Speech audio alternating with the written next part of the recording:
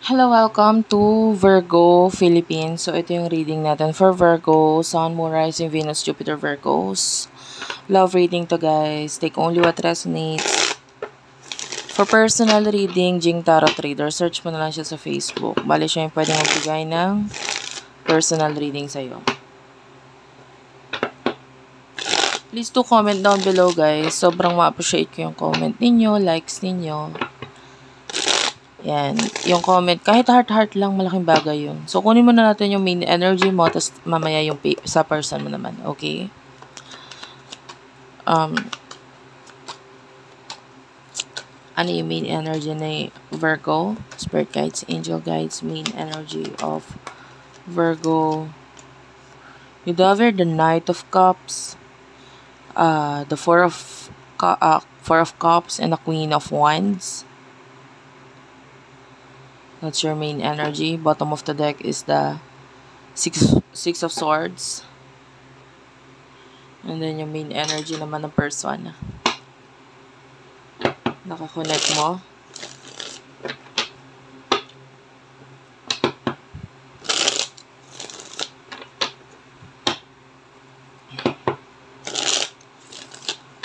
Okay, main energy ng person lang. Kakonect ni Virgo, please. Sun, Moon, Rising, Venus, Jupiter. Virgo, Five of Swords. The World.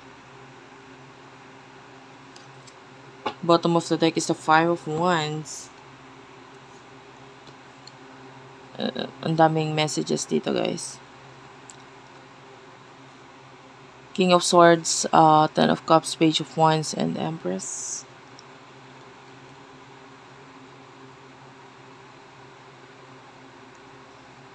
Bottom of the deck is the Six of Swords and the Five of Wands. Kunin ko, what is this connection all about? Ano tong connection na to?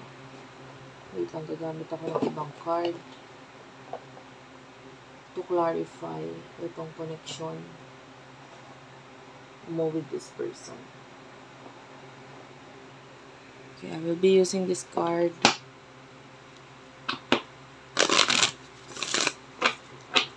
Ano yung connection mo dito sa person na ito? Connection ninyo.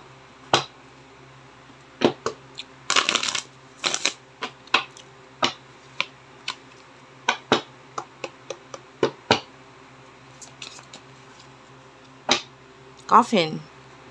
Okay. So, nakikita natin maybe there's an ending sa inyo ng person na ito. Maybe ending of connection or whatever. Maybe hindi may distance connection, there's a disconnection sa inyong dalawa ng person na ito, or might be sa connection ninyo pwede may pagkakalayo. I can see separation sa inyong dalawa, and meron tayong big change na nangyayari ngayon, no, sa inyo ng person na ito. Like there's a lot of big changes here. Parang may mga kailangan umalis sa connection because of something. And nakikita natin yung ikaw, this is you, but I feel some of you, this is a cross-watcher reading. Nakukuha natin yung energy mo na parang nahihiya ka, and at the same time, parang meron kang mga hinahanap ngayon.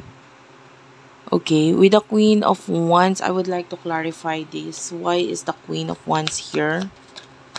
Hindi ko alam kung ikaw ay nag-i-smoke or nag-vape. This could be your reading. Pwede rin mang hindi. Five of Pentacles. So, I feel like for now, something is blocking your way. May nakaharang sa iyong harapan ngayon, and might be may kinalaman yon sa malaking change na nangyayari ngayon sa buhay mo. Maybe may kinalaman sa money. Pwede rin namang wala or hindi, but I can see big change nga na pwedeng nangyayari ngayon sa buhay mo. Meron ka mga hinahanap.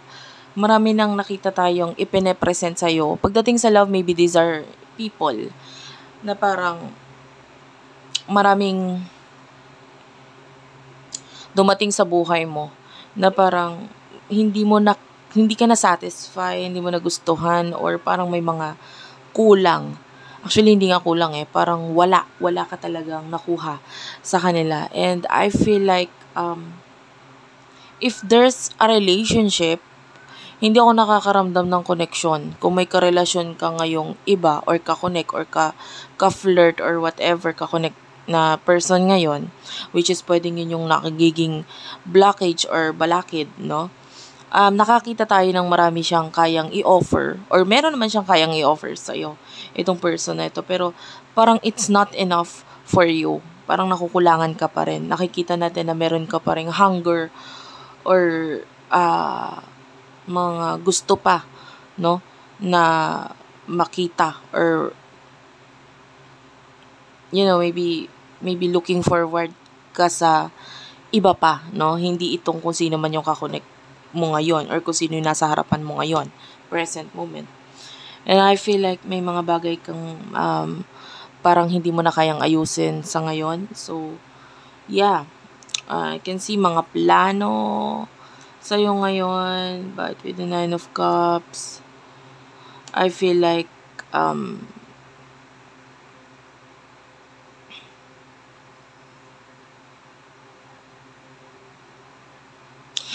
may mga bagay na unti-unting nawawala or nauubos sa'yo ngayon.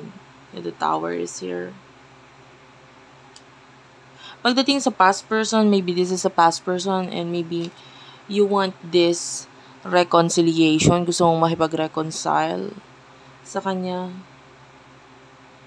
Like maybe siya lang yung makakapagpasatisfied ng mga gusto mo or ng like you feel so empty without this person. Parang ang daming kulang or walang-wala sa inyo. Lalo na may ending na nangyayari dito. No? Anyway, sa person mo, let's move forward sa iyong person. I can see big change sa inyo na person. This person is letting you go. Nakikita natin yung energy na nile-let go ka niya. Maybe letting go of the communication, love, etc. 5 of Swords, may mga bagay na nakita or naisip itong person na ito. Parang kaya ito siya nagle-let go. And itong person na ito is focusing sa kanyang self-love. You could be dealing with someone who is very professional, no? And by the way, nakakita ka ng someone na who is currently yung kamay is malapit sa tiyan or maybe nasa may bandang puson. This could be a reading. Maybe while watching, yung kamay mo is nasa may bandang puson or sa tiyan. And this could be a reading. Okay, so itong person na ito is actually gusto niya Gusto niyang makipag-communicate. But mas kumbaga kung ibabalanse mo, mas lamang sa kanya yung mag-let go. And this person is letting you go, moving on. I feel like there's pagkakagulo or itong big change na ito ay nagdulot sa kanya para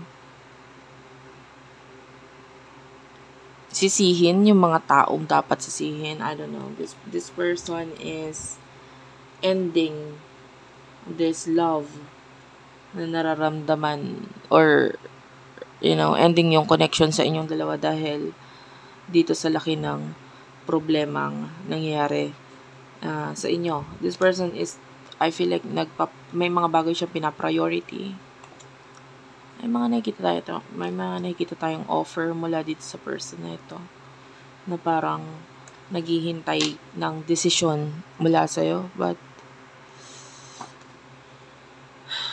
Pero instead of knowing kung ano yung naging desisyon mo or tanungin kung ano yung mga naging desisyon mo, parang mas pinili na lang niya or mas pinipili na lang niya na wag alamin, parang ganun, or hayaan na lang na ikaw yung kusang magsabi kung ano yung mga naging desisyon mo. Yeah. Anyway, ano yung nasa isip mo dito sa person na ito? What is your thought about this person? Spirit guides, angel guides for where it goes. Yung nasa isip mo sa kanya is the High Priestess. You think that this is your soulmate. 8 of Swords.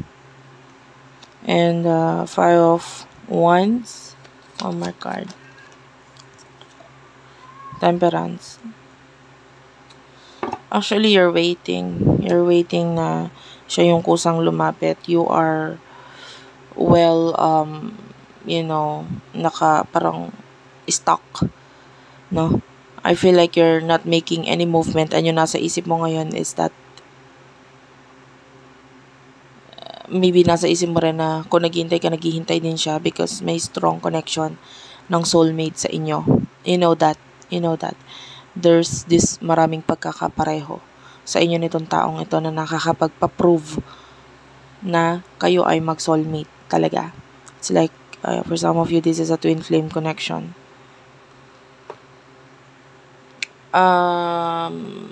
Wala tayong gender specific, pero may nakita kasi ako dito.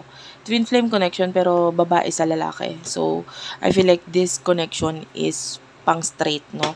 Although open naman ang ating connection talaga sa LGBTQIA+, pero sa ngayon talagang siya, straight na energy. I can see babae sa lalaki na energy, and maybe you are twin.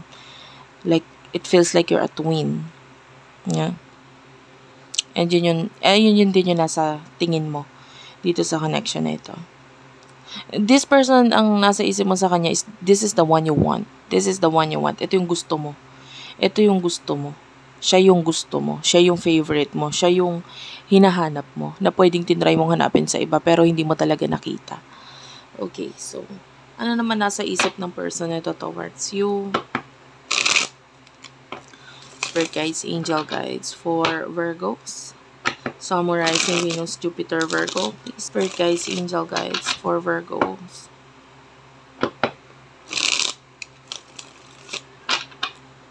Ano yung nasa isip mo towards this person? Ay, sorry.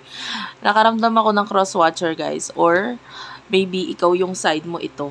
Okay, so bahala ka nang ilagay yung sarili mo sa sitwasyon. Two of Swords, the Death card. So, nasa isip ng person that is really to end itong connection or whatever, itong pagbibigay ng effort or time or siya yung mag-first move. Like this person, iniisip niya na yun yung decision niya na hindi ako pwede yung mag-first move. Like, I have to wait na ikaw yung gumawa nito. Na Nine of Pentacles, itong person na ito is nakafocus sa kanyang maybe money, I can say a very successful energy dito sa person na ito. So, focusing siya sa kanyang money. Just, chilling out. Chill lang siya ba? Parang hindi siya masyadong mainit dito sa connection na ito. Parang, sige lang. And, yun nga, maybe for now, ini-end niya. The Ten of Swords, the Death card, and the Moon. Ito yung nasa isip niya, like, to end kung ano man yung meron sa inyo, yung connection sa inyong dalawa. Okay? And I feel like ito yung nasa isip niya ngayon, kanyang stability, career, and I feel like if there's another relationship or another connection, so nandun yung isip nitong taon to. I feel like gusto niyang baguhin. Kung may kakonect ito person, nakakonect mo, parang gusto niyang mabago or gusto niyang baguhin yung taong yun. Mutual energy for Virgos sa mga isipan nila. Mutual energy, you do have here the family room. So maybe if there's a family na involved dito sa connection na ito, mas nandito yung isip niyo muna sa ngayon. Like, pero sa energy sa'yo, mas nakikita natin, it's like may mga masasaya or may mga pangyayari ngayon na parang kaya hindi ka makaalis sa kung nasaan ka sitwasyon or what, because I feel this energy of you getting bored, naboboring ka, like gusto mong mag-get out sa sitwasyon or kung nasaan ka ngayon, but maybe there's responsibilities here with the child. So may mga responsibilidad. So how about your person? As a side ng person mo pagdating dito sa family room, I do feel like nagpo-focus siya sa house. Like maybe a house. Or, gusto niya yung paligid niya ay maging, I can see a lot of environment energy here. So, may mga plants. So, ayun. maybe nagfo-focus siya sa ikakaganda ng isang lugar, maybe an office, a home, a house, ganyan. So, ito yung nasa isip ngayon ng person mo. So, magkaiba yung sa energy ninyo ngayon, no? How about your emotions? Anong emotion mo para sa person na ito? Parang emotion mo para sa person na ito. Spirit guides, angel guys. Emotion mo para sa person na ito. By the way, ang nasa isip din ng person mo is that wala kang pakialam sa kanya. Parang ganun. Emotion. Emotion. Your emotion is the Ten of Swords. Wow, you're really broken-hearted. Really broken-hearted. You're really missing this person. Seven of Cups. Namimiss mo itong taong to. And you do have the Seven of Wands. That's dalawang 7. And you do have the Lovers. The Hangman. Yeah, you're really waiting. Naghihintay ka talaga because you do love this person. You do have the Hermit, Virgo energy. And if there's a third party na involved dito sa connection ninyo, like nakikita mo ngayon ito as a challenge, a big challenge sa connection ninyo. And I feel like you want to see this person pero ayaw mong makita kanya ng ganyan. Yun yung energy. Gusto mo siyang makita pero ayaw mong makita kanya ng ganyan. Maybe you are cutting off this person kasi parang masyado siyang maganda or pogi or kahanga-hanga para sa'yo. Like parang feeling mo hindi kanya deserve sa ganyang kalagayan mo. And lalo na if there's another relationship, parang nakakahiya. Parang ganun yung energy mo. And you do have the Two of Pentacles. You really want this person. You really want this person. Two of Pentacles.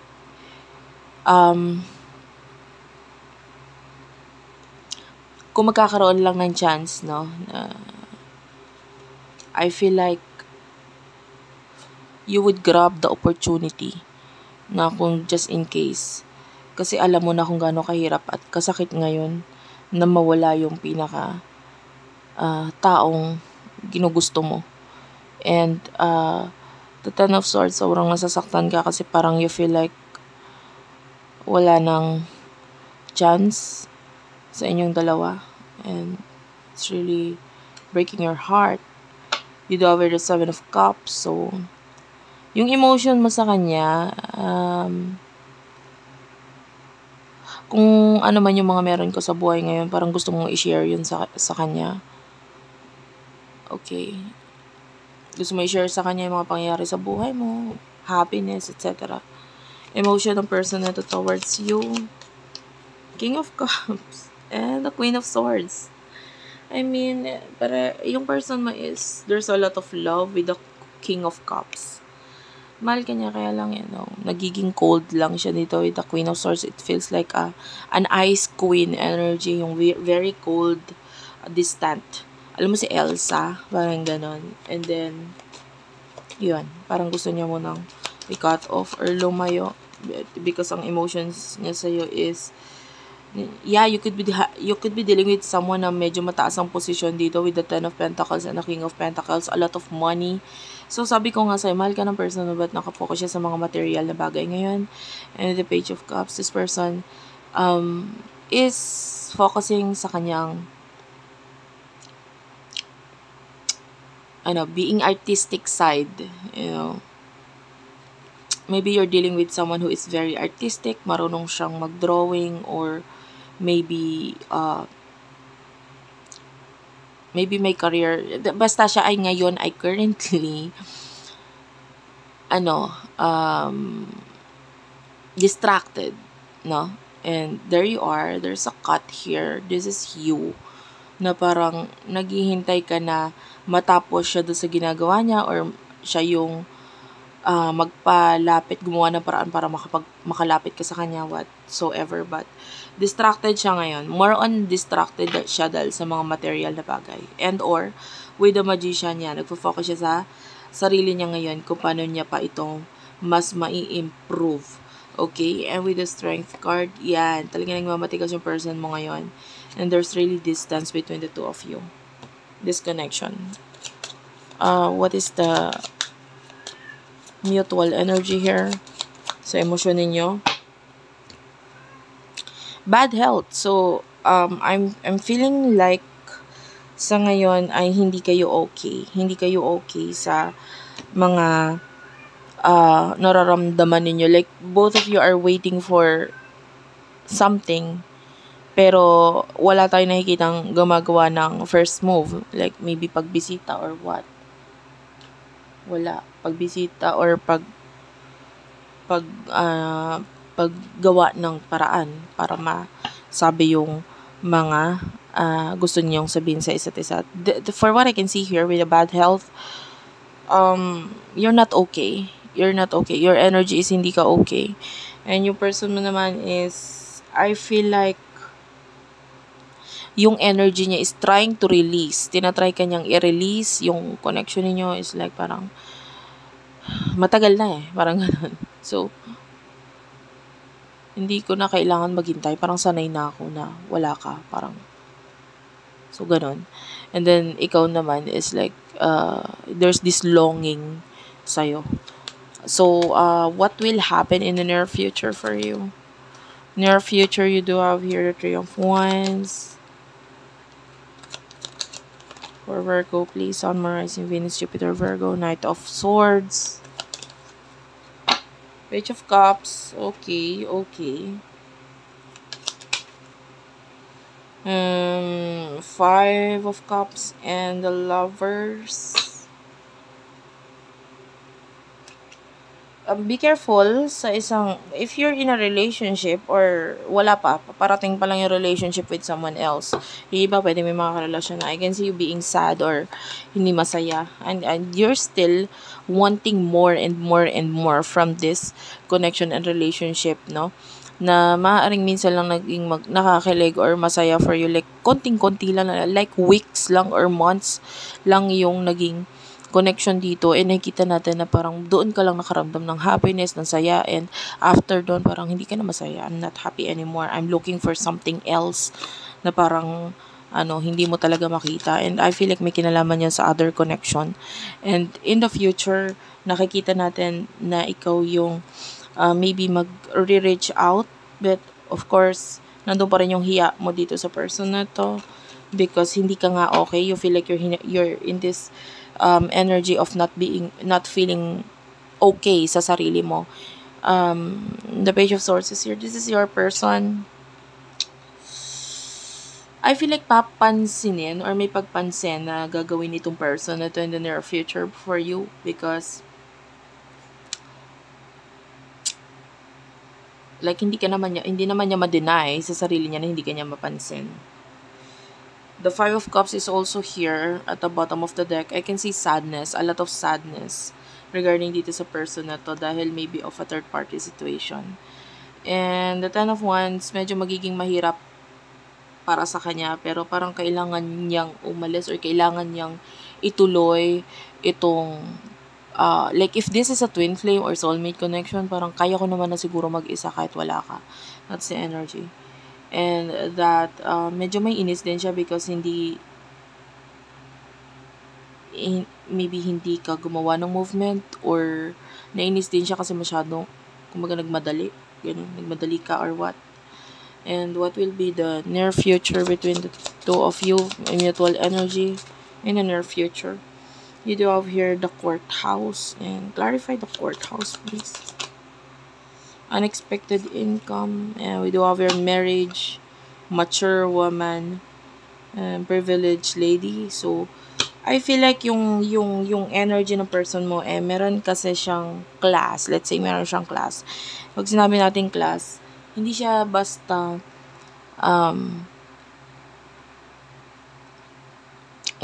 gagawa ng paraan, especially if there's marriage na involved. Hindi siya basta gagawa ng paraan para mawala yung respeto sa kanya ng ibang tao. Like, if there's a third party na involved, hindi siya para maging third party. You know what I mean? I-end yung connection, or dapat i-end yung connection first, bago mangyari ito. And we do have here the unexpected income, so I feel like may mga bagay na kukunin in the near future.